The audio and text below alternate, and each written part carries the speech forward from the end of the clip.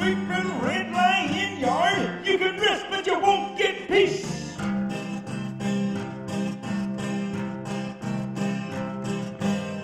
Hard times in red lion yard, like so many times before.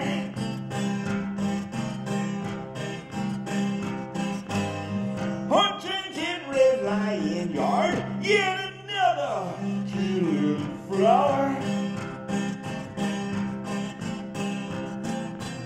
And hard time killing for, just like so many times before.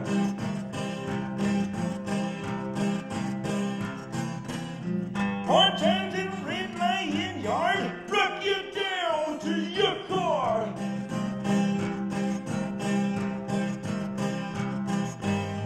Hide out in red lion yard, out of sight and out of view.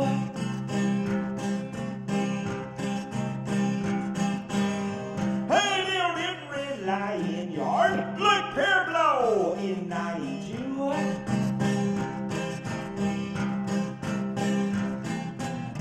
Keep out of sight and out of view like pear blow in 92.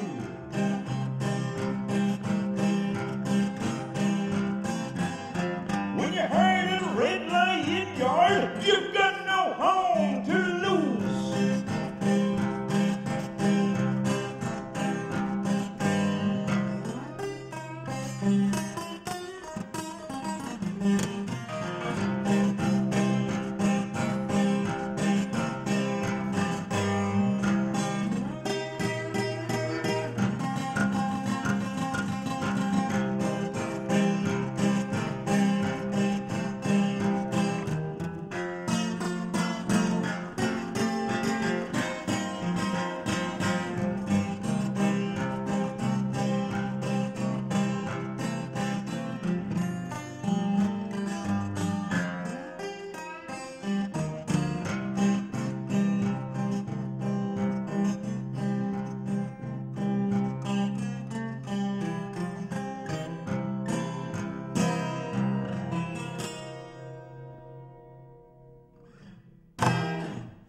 So that's a song called Red Lion Yard from Lonesome Chris Todd, who joins me now in the studio. Chris, how are you, sir? I'm not too bad, Rowan. How are you? I'm very well, thank you. So there's an interesting story behind that song you just played there, isn't there? Yeah, Red Lion Yard was written at a time when I basically ran out of money and had to live in my van in a car park in Blandford Forum in Dorset for a week. I had went over to play music with Billy Boy Muskimmin, which was great fun, and Billy and I are still great friends, and in fact I've just played with him recently at the Woodstock Blues Festival, but I hadn't really planned it very well before I went, and the money ran out, couldn't get myself into a job and so on, and this car park seemed secluded enough for me to be able to kind of hide away and wonder what to do next, really, plan my next move, and out of that then poured out this song called Red Lion Yard. Yeah. So it must have been a pretty scary time in your life then. It was, yeah. It was terrifying because I knew that I had given up my work, guitar teaching work that I'd had here. I knew I would be coming back. I wouldn't have a job. I wouldn't have a place to live. It was all a time of great upheaval, you know, for me personally. But yeah, I'm still standing. Tell us about you then. You mentioned there you were teaching guitar and stuff. Obviously, playing the guitar and the blues, I know, has been part of your life always, hasn't it? Yeah, that's right. I've been playing the blues since I was about 15 now. I've been playing guitar since I was about 12, so for about 25 years now. And I've been playing blues for most of that time. Even when I have dipped into other genres at times, I played with Doghouse, the ska band around Belfast. I played with the Afresh band with Gabriel McAmanzi around Ireland, north and south as well.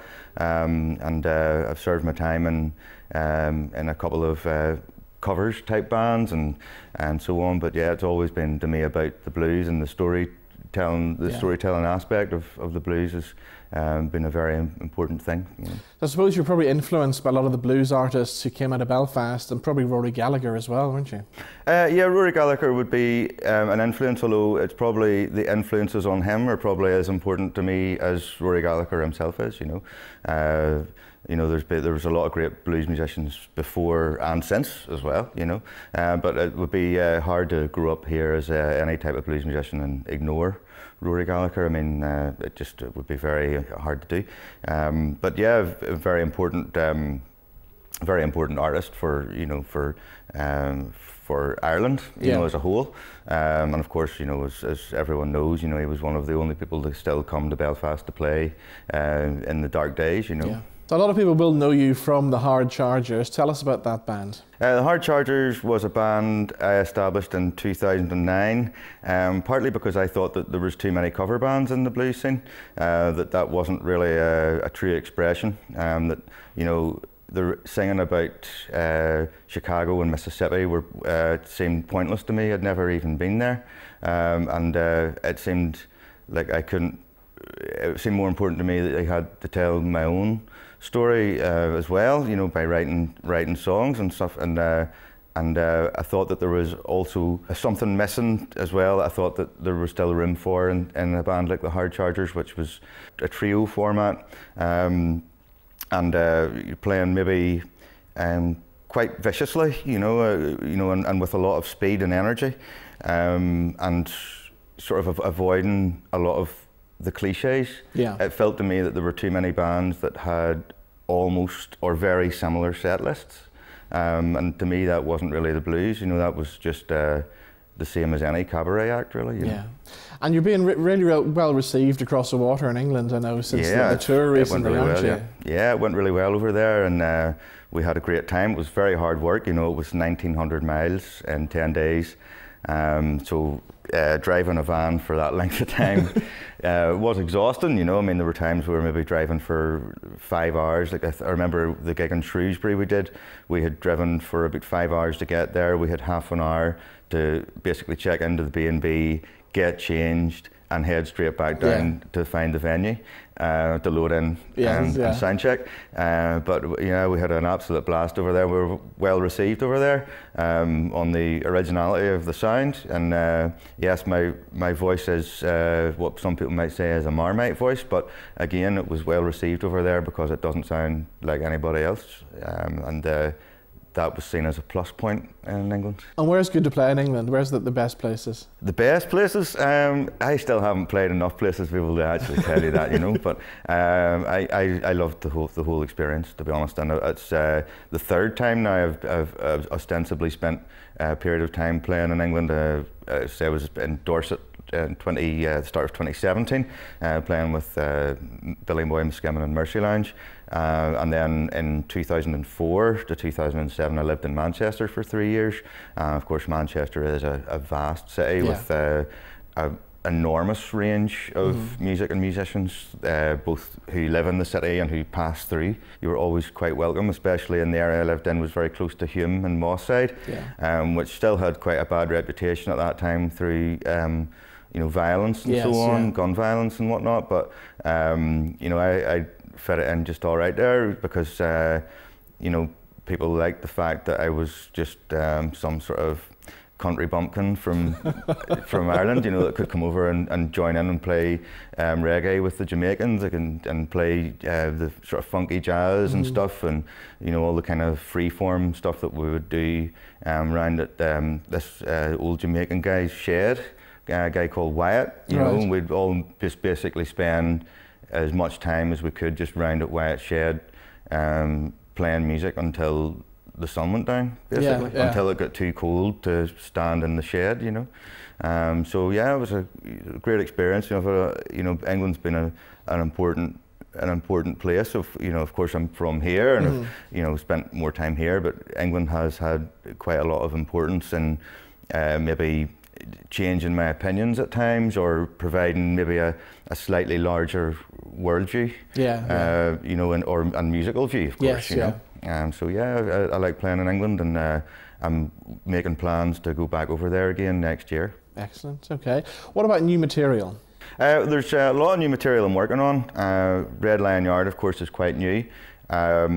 I've got a few other songs to come. I'm keeping for another Hard Chargers album. Okay. I'll be doing an acoustic EP this year before that, which will have 2 originals. I'm going to do 2 old favourites of mine, a Book of White song and an old Lightning Hopkins song. But the album, I've got a lot of new material that I'm in various stages of completion, you know, which hopefully this time as well, I think will maybe give an even greater idea of the kind of influences than the Scarecrow album did, which just came out in January. There's a thing on there called Depth Charge, which is kind of an ode to the Ennio Morricone and the Spaghetti Western soundtracks, but it will still sound like it was played by the Hard Chargers, you know. So and the Scarecrow album picked up some great reviews as well, didn't it? It has done, yeah. It has done. It has, mostly because of the unusual aspect, the unusual sound of the unusual mix. You know, it's not a band that concentrate, for example, on guitar virtuosity or so on, but yet it does have elements of that there. It's mostly original as well. You know, there's 6 original songs and 2 covers on there. I would highly recommend that, you know, the viewers go out and have a look at Scarecrow, which is available on Market Square Music, and you can buy it directly from the label, you know. What about gigs coming up? What should we know about? The most local gig that we have coming up in the next couple of weeks is in Ballyearl in the Courtyard Theatre. It's on the 29th of September. Doors are at 7:30 and the music's from 8. The tickets are £12 or a £10 concession. That'll actually be the closest gig I've ever done to home. Right. Yeah, it's only maybe about 15 minutes, 10 minutes from Ballyclare. So. And for any band, it's a great venue to do because you really are close to the audience. Yes, it's a lovely intimate venue. I love doing it. Yeah. Yeah, I mean, this year has seen me play in a few art centres, which has been a new experience in itself. But one that I have really enjoyed because you've got an audience in there who have paid to listen, and you're able to maybe spend a little bit of time telling people about the origin of a song, or you know, what condition your life was in at the time the song was written and so on. It's a nice intimate atmosphere. It is unusual. I mean, my whole life has been spent really, I suppose, playing in noisy bars and clubs with people, you know, jam-packed maybe up against you, or even empty pubs, you know, playing to 3 or 4 people, you know. But having art centres where everyone's seated and in between songs you can nearly hear a pin drop, you know, it was unusual at first, you know, but I've really enjoyed it, so I'm looking forward to doing that one. Yeah, that's the next local one that we have coming up, and then we're also doing the Ranfurly House, the Square Box in Dungannon on November the 3rd as well. For anyone in the Dungannon area, I would again highly recommend you come on down and get a dose of the blues, you know. Brilliant. You're going to do one more before you go. What are you going to do this time for us? The next song I'm going to play for you is Dark Horses. Is there a story behind this? Yeah, there is a story behind this. It's, I suppose, what some people might lightheartedly call a kind of a love triangle song, you know. Okay, let's hear it then. Hey, with Dark Horses, one more time, here is Lonesome, Chris Todd.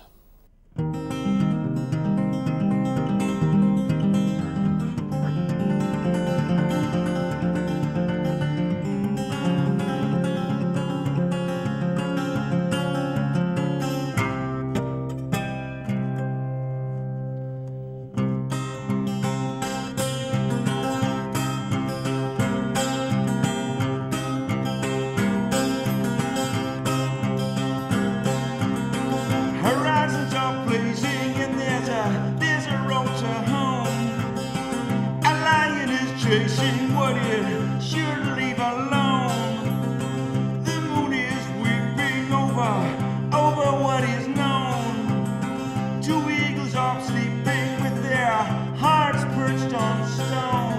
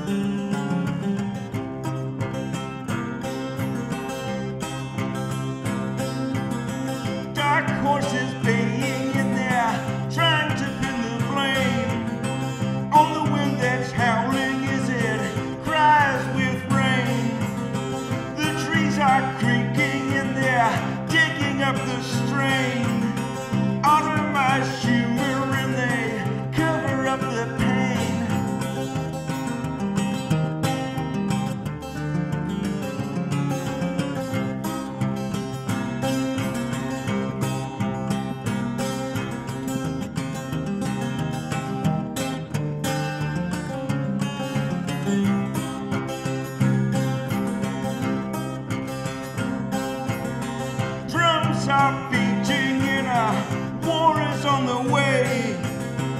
Old flames are burning just like yesterday. The phoenix is waiting.